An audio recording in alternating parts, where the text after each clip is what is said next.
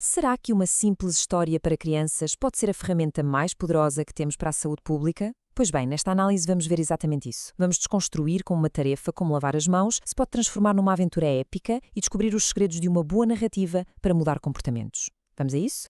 A grande questão é esta: como é que se luta contra um inimigo que nem sequer conseguimos ver? Este livro infantil tem uma resposta genial. Mostra-nos como pegar numa ameaça abstrata, como os germes, e transformá-la num desafio que qualquer criança consegue entender. E, mais importante, que vai querer mesmo vencer. Ora bem, a primeira regra para contar uma boa história é simples. Para se derrotar um monstro, primeiro temos que o conseguir ver.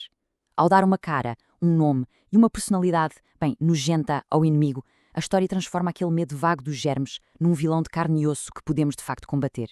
E, claro, se há um vilão, tem de haver um herói, certo? A história cria uma personagem com quem é fácil identificar-nos. E assim, quem lê deixa de ser um mero espectador e passa a ser um participante ativo na batalha.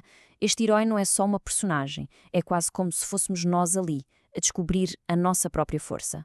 E é assim que a nossa jornada começa, não num reino de fantasia, longínquo, mas num sítio que todos conhecemos muito bem, um parque infantil.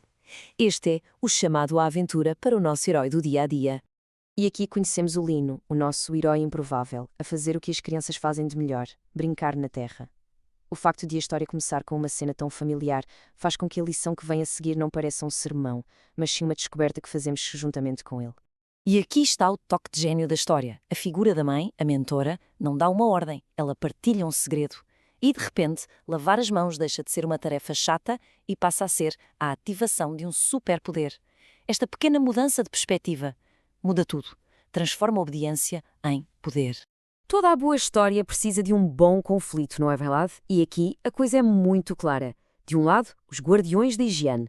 Do outro, as forças da sujidade. Vamos lá conhecer as equipas.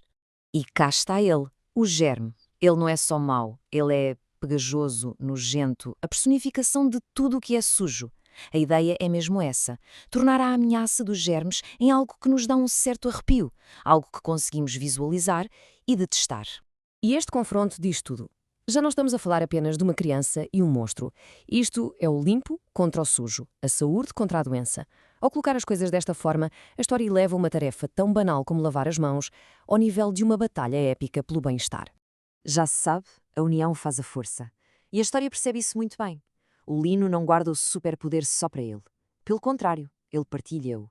E a higiene deixa de ser um ato individual, um salve-se quem puder, para se tornar um pacto coletivo, para se protegerem uns aos outros. E a missão ganha outra dimensão. Reparem, já não é só sobre ter as mãos limpas, é sobre criar um verdadeiro escudo protetor para toda a gente. E o mais interessante são as próprias crianças a liderar.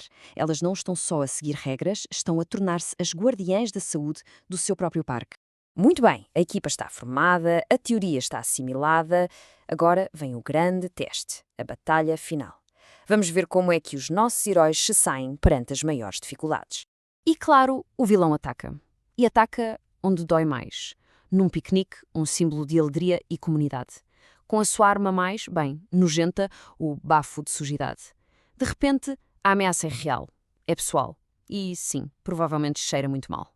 Mas, esperem, há uma reviravolta. A história revela uma nova linha de defesa. O poder da fruta. E esta é outra jogada de mestre. A lição é subtil, mas poderosa.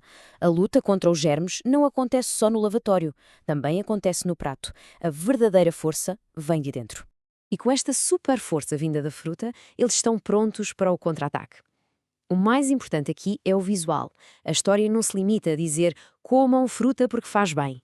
Não, ela mostra a fruta a dar-lhes força para lutar. É uma imagem que fica, uma ligação que se cria quase instantaneamente. E agora, a arma suprema. E não é uma espada mágica nem um raio laser, é algo muito mais familiar. Água limpa. A história pega no elemento mais básico de higiene e transforma-o na fraqueza final do vilão, na sua criptonite. E o remate final é absolutamente genial. A limpeza torna-se um jogo. Pistolas de água. É divertido, claro, mas é mais do que isso. É uma metáfora perfeita. Eles não estão a limpar-se passivamente, estão a atacar ativamente os germes. A vitória chega, literalmente, a brincar. E para que não restem dúvidas, o próprio vilão confirma tudo. As suas últimas palavras são o carimbo final na mensagem. Água limpa, o meu ponto fraco. Fica claro como, bem, como água limpa, a limpeza ganha sempre. Ponto final. Pronto, a batalha está ganha. O Jeremy foi derrotado. Mas a verdadeira vitória, a recompensa final, não é essa. É a lição que fica. Então vamos resumir. Por que é que esta abordagem funciona tão, mas tão bem? Bem, a história funciona porque usa estratégias muito inteligentes. Personifica o perigo, tornando os germes no inimigo real. Transforma tarefas em superpoderes, aquilo que hoje chamamos de gamificação. Promove a ação em comunidade e, o mais importante de tudo, dá poder às crianças. Dá-lhes as ferramentas para serem as heroínas da sua própria saúde. Em vez de uma regra, a higiene torna-se uma aventura. No fundo, a grande lição é esta. A estrutura de herói, vilão e desafio é uma linguagem universal que pode ensinar quase tudo. E isto deixa-nos com uma última reflexão. Que vilões invisíveis existem no nosso dia-a-dia? Talvez a procrastinação, um mau hábito, um objetivo que parece impossível. Será que não seriam mais fáceis de derrotar se os encarássemos como a nossa própria jornada de herói?